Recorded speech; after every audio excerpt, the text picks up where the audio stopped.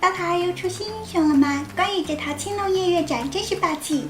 这位叫黑暗鸽子的小姐姐一曲埋葬之音假死后，塔下反烧火枪，哇，忧伤也被做成了新英雄，真男人也只能刮痧。原来这些是刀塔 Oh my God 4+3推出的新英雄，看得我都手痒了。天梯前100还有机会获得888元现金，一起来玩吧！ NTS gets a clutch cancel on him.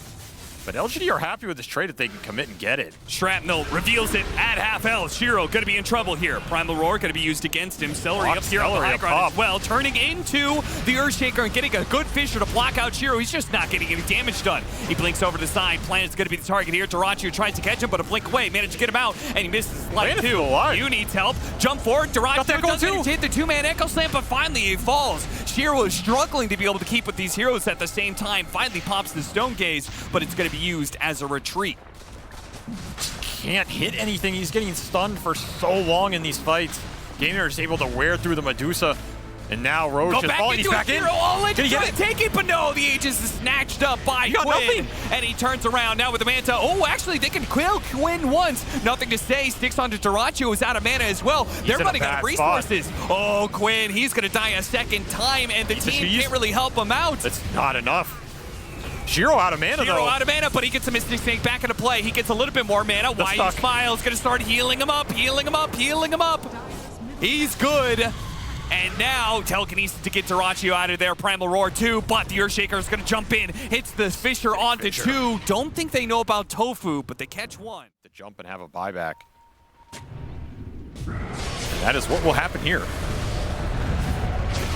Quickly run over Tofu. They had pretty good burst damage. Quinn, Scythe, forced Snap to get him out of the Split Earth, but a vacuum back into the wall. Great jump here from Ace. Not the immediate follow-up, but now here comes Darachu. Glimmer Capes is getting Y out of here. And we got 2 with the Ice Blast as well. We got them both. And the Primal Beast onto 2 of them. That's going to knock out Quinn and Darachu right away in the fight. A beautiful jump by Nude that calls the fight immediately. Now if your AA dies, who cares? Because Shiro's here to clean it up. They back on Quinn to be able to take this fight. The chain stun, can they get him? It's so close! Team walks in now, he's going to be able to get the Chronosphere. If Quinn dies again, that's a dieback. Does he have the damage? There's no mana on you. After one, this charge is going to run him over. He's dead as well. What a turn from Lgd. Oh, you did him dirty. You did him real dirty here.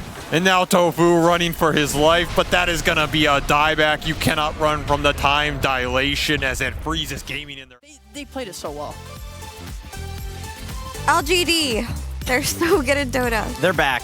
But that was just really exciting to watch. That was some of the best team fighting I've seen in a long time.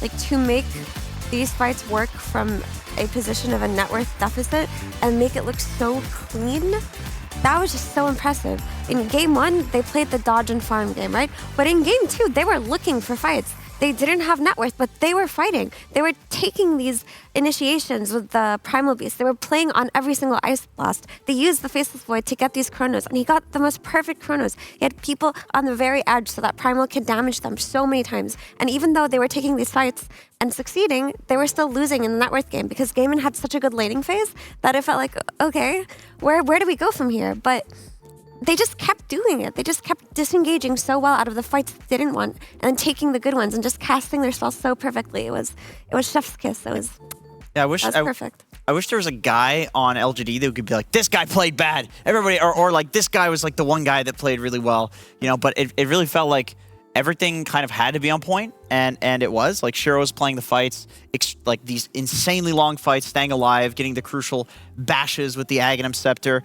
The Ice Blasts were coming in hot. Like, we were seeing like consistent like 2 or 3 man Ice Blasts, and on the right targets too, like on the Lesh and on the Morphling. And Planet, like, he was 5 and 16. He had a tough game, but this is by design, right? Like, Gaming Gladiators, they're obviously targeting the Pugna, who's going to... You have to. It's you kill the healer first. Right. That's any game, like... Yeah, you got to kill the healer, and honestly, that was setting up for New to go in and hit these, you know, 2-man calls. That was setting up for the Ice Blast. That was setting up for the Chronosphere. Nothing to say, running in, doing like insane amounts of damage eventually in the late game. It really does feel like this team has old Lgd levels of synergy currently. I hate to say it because I know it's like we compared the old Lgd to Wings, and now we're comparing this Lgd to the old Lgd. But people, we were right before, all right?